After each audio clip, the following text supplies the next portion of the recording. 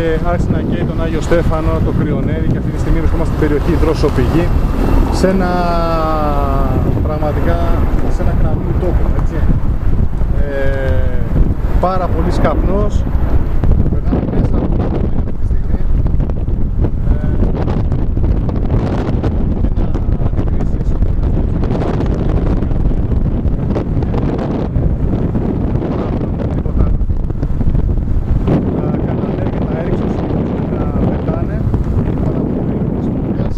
Εδώ πέρα βλέπουμε ένα κούτσουρο το οποίο καίγεται ακόμα. Καπνοί συνεχίζουν και υπάρχουν, όπως υπάρχουν και μικροαιστείες που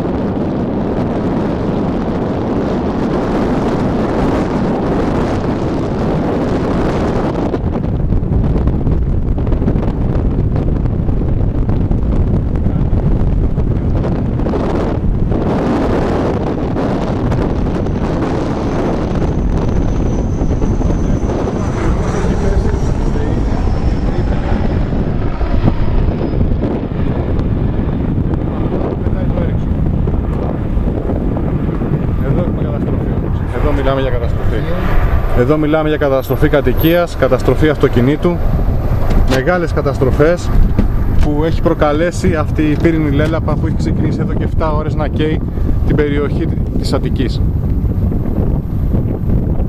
Κοιτάξτε πόσο κοντά στην Εθνική Οδό βρισκόμαστε.